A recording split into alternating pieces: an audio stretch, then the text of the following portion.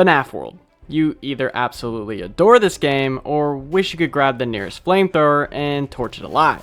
There's no in between. This silly old game, well, it's no secret that it looks just a little different from the rest of the Five Nights at Freddy's series, trading the classic point-and-click survival horror genre for a cute adventure RPG title, which is a strange departure for sure. So, to put it simply, what happened? How and why did the next installment in the Five Nights at Freddy's series end up as, well, this? What did FNAF World do well? What did it execute poorly? And how did it end up being so beloved by fans later on? Well, in this video, I'm going to explain exactly what happened with FNAF World. FNAF World is an adorably charming adventure RPG coming from the supposed finale of one of the most popular, if not the most popular, horror indie franchises of all time. That's right, let me remind you that before the release of FNAF World, the Five Nights at Freddy's series as a whole had seemingly officially ended, with Five Nights at Freddy's 4 being the quote-unquote final chapter, and the infamous thank you image on scottgames.com having been released on August 2nd of 2015. For more than an entire month, this teaser was left unchanged, and many had truly thought this was it for our favorite game series that, well, has the best fictional character, Chica from Five Nights at Freddy's. Then, well, I see this thing in my nightmares. Many large-eyed animatronic characters later, and we got our first look at FNAF World, with the official trailer releasing on October 30th of 2015. Then the game got its own website, then it supposedly was hacked and released earlier. It wasn't. Then the game actually released for real this time. It was a strange time to be a FNAF fan, that's for sure. Nothing really made any sense. But here it is, on January 21st of 2016, for the whopping price of $10, you can own and play FNAF World. Never mind. Where'd it go? Well, it's no secret that the original Steam release was met with some backlash because of the game's unfinished state, with various bugs and glitches, and the fandom's general disappointment towards this new project in general. Even Markiplier decided not to play it on his channel at the time, which was a big deal. One main concern I remember back then was with the general overworld being teased in its first trailer, being depicted as a 3D overworld, but the actual game looked more like the various minigames we saw previously in the series. If we backtrack a bit to a couple days after the release of the FNAF World trailer, Scott had posted a new teaser on his website for FNAF World. And yeah, it's a bit morbid looking, depicting what seems to be a dead version of Adventure Mangle hanging from the ceiling, or maybe she's just biting his paddleball. This also coincides with the next teaser, featuring Ball Boy's head and the text, "Madness takes many forms." To this day, Five Nights at Freddy's fans are still stumped on the meaning behind these two teasers, with some proposing that this was an early look at FNAF World's darker themes, or could be just Scott's general frustration after the, albeit relatively small amount of negative reception of the trailer. Anyway, yes, FNAF World was taken down, but only for a little while. On February 9th, 2016, FNAF World was released back to the world, and this time for free on GameJolt instead of Steam. This time with the bugs slightly ironed out and the overworld being changed to its 3D style, just like how the first trailer showed us. Now this is what people generally think of when they talk about FNAF World, with a roster of 40 characters to join your party, addictive gameplay, fun abilities, outstanding visual design and animations, a multitude of endings and secrets, a stellar soundtrack, and being downright hilarious at times. This game was a true love letter for fans of the series. Except when it wasn't. Well, first off, I will say I've put in the hours, and I dearly love this game. But there are real issues with FNAF World, at least in my opinion. Leveling up in this game is practically worthless when you're given so many new characters that completely nullify any of the rest of the roster. So that previous amount of 40 characters that can be used is really only including the last two rows if you want to actually beat the game. It would be pretty cool if there was a way for, I'll say, Toy Bonnie to be able to compete with the rest of the cast in late game positions. This is another problem related to the core idea of FNAF World, and that is having so many unusable characters. Some characters just downright suck, and are useless in almost every scenario. Now, the farther you get in the game, the better characters you get. but some of these characters are fan favorites, and them being delegated to the back burner is quite disappointing in my opinion. But yeah, there are definitely balance issues. And whoo man, easily the worst part of the game for me was the grind for these 3 specific characters, that being Nightmare, Spring Bonnie, and Fredbear. With Spring Bonnie objectively being the best character in the game, pre-update 2, most players are gonna want them for the incredibly hard final bosses. But the grind, oh my god. If you want any one of these 3 characters, you're going to most likely spend hours upon hours in Pinwheel Funhouse running into the same tree log constantly. Oh, God, oh, oh, shit, sugar! Oh my God!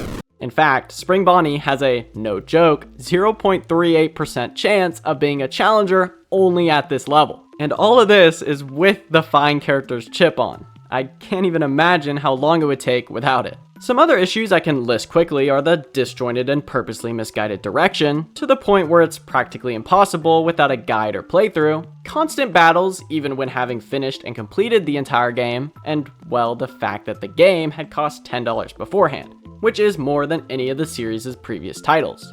But then Update 2 happened. The Halloween update of FNAF World released on May 13th of 2016, with more of a focus on troll game elements previously seen in the series rather than FNAF World's actual gameplay, adding 8 severely overpowered characters, 2 new areas, 4 minigames to play, and various other things.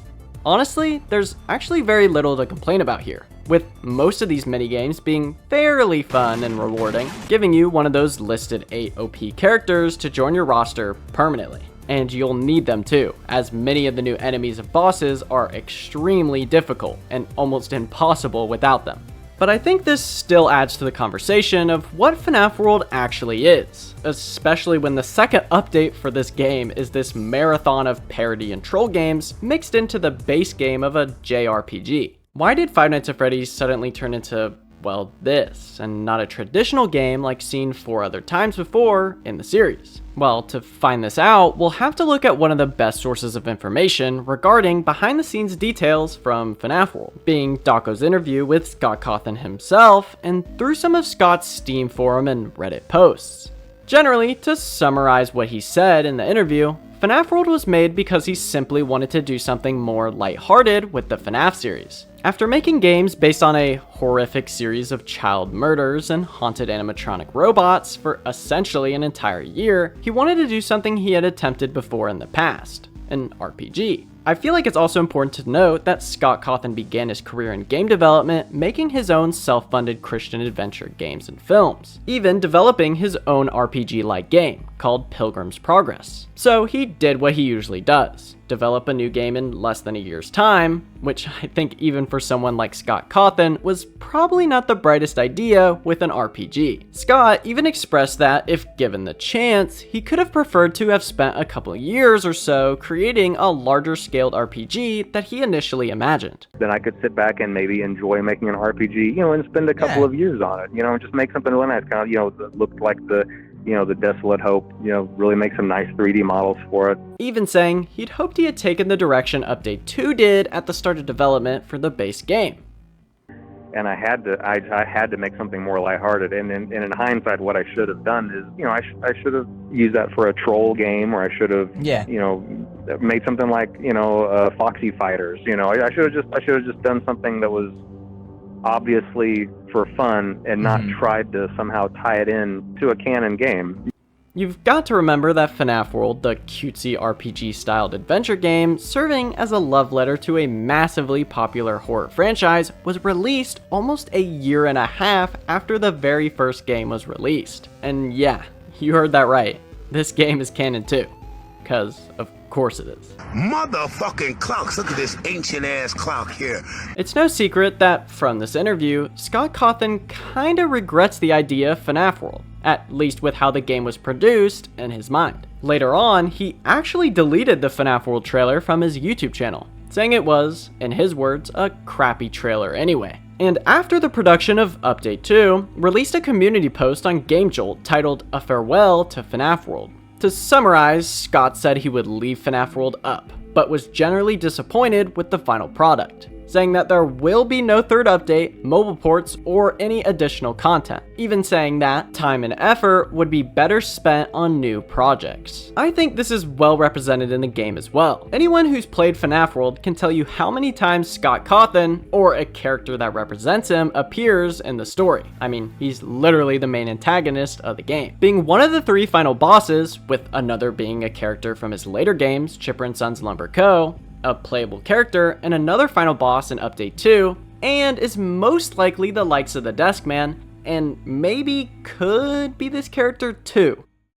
I really don't know. Desk Man is a character in FNAF World that appeared in the 1.1 update to the game, being found in this building in Fazbear Hills town area. Appearing to be a person working on something alone in his grayscale styled room, interacting with him reveals dialogue saying, "What are you doing here? I'm busy. It wasn't supposed to be like this. Now it's all a mess. Of course, now there is only one thing to do. Come back later and maybe I will tell you more." Later on, specifically in Update 1.2, or the Halloween update of FNAF World, he'll start to say new dialogue when the player finishes the base game, with things like, "You deactivated my games? I don't want to disappoint people," and implying they created the character of Baby, more so being a tease to the next game in the series, Sister Location, rather than this character being an actual builder of the animatronics, like William Afton or Henry Emily. I feel like it's pretty safe to say that Desk Man represents Scott Cawthon, as this character expresses an overworked man trying to fix something he wasn't proud of, that being FNAF World. After the criticisms regarding his newest work, he needed something so people wouldn't be generally disappointed with the series, working on what would have been FNAF 5, but as we know it now, Sister Location.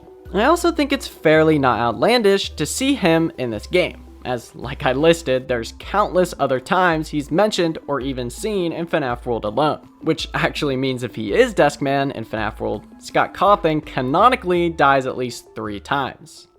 I also want to briefly mention that Fredbear pokes fun at the game bombing when beginning your run in Update 2, whether it's through the game's story or referencing the little sales it made. You know, that's probably the least valuable game I've ever made as far as profit is concerned. Fredbear also says that the game's creator is in a room they can't access, later being revealed as Desk Man at the end of the Halloween update, meaning he's literally the creator of FNAF World. Now, it's been made fairly apparent that many people associate the likes of Desk Man with Henry Emily, whether it's just the actual sprite used or as a character set in FNAF World. It seems that the main evidence for this being Desk Man is due to the way both this character and Henry from the book series actually die, with both deaths being through the hands of an animatronic that they created. But I'll tell you why this connection falls flat. Let's hypothetically disregard that Henry's death portrayed in the games is through Pizzeria Simulator's completionist ending, and the fact that Henry never designed or created Circus Baby in either the books or games. Many of this character's dialogue being Henry would make absolutely no sense, and better fit in line with that of Scott Cawthon. Henry has never been described to have made any games, and this line about disappointing people only makes sense when looking at it through Scott's game development process. Because he deemed FNAF World a disappointing product, he created Baby, and Sister Location as a whole, to continue the franchise and not leave on a sour note. So FNAF World, a game that tries to blend together many of the different themes and tones from the entire series, tries to be canon to the story, tries to be a fun RPG on its own, while also trying to portray itself as this same cute RPG that is based in the Five Nights at Freddy's franchise, and the feelings of its creator at the same time. Didn't live up to expectations back in 2016. I wonder why. But to say this game isn't looked upon fondly by fans would straight up be lying. Whether it's pure nostalgia factor or a true passion for the series, many fans seem to adore this game heavily and consider it as a special place in the main series. Hell, I can't sit here and hate this game either. It holds a special place in my heart just for being a game that rekindled my interest in the series back in like 2016. It was cute. Most cute things I've ever seen in my life.